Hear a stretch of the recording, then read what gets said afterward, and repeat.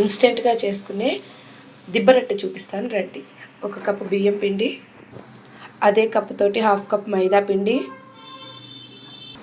కొద్దిగా పెరుగు, మీ రుచికి సరిపడినంత ఉప్పు, కొద్దిగా నీళ్ళు పోసుకొని దోశ పిండిలా కలిపి పెట్టుకోవాలి. బ్యాటర్ ఈ కన్సిస్టెన్సీ వచ్చేదాకా మిక్స్ చేసుకొని కొద్దిగా మూత పెట్టుకొని 10 నిమిషాలు రెస్ట్ ఇద్దాం. 10 నిమిషాల తర్వాత మూత తీసి మళ్ళీ ఒకసారి బాగా మిక్స్ చేసుకొని సన్నగా కట్ చేసుకున్న కరివేపాకు, తురుముకున్న క్యారెట్, కొద్దిగా కొత్తిమీర, చిన్నగా కట్ చేసుకున్న పచ్చిమిర్చి ముక్కలు, సన్నగా తరుగుకున్న ఉల్లిపాయ ముక్కలు, కొద్దిగా జీలకర్ర వేసి బాగా మిక్స్ చేసుకోవాలి. ఒక బాండీలో కొద్దిగా ఆయిల్ వేసుకొని ఈ బ్యాటర్ని కొద్దిగా వేసుకోవాలి. దీనిపైన ఒక మూత పెట్టి సిమ్లో పెట్టి కాల్చుకోవాలి.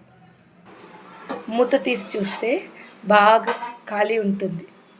ఇప్పుడు సెకండ్ సైడ్కి ఫ్లిప్ చేసుకుందాం. ఎంతో క్రిస్పీగా చూడండి. మూత తీసి చూద్దాం.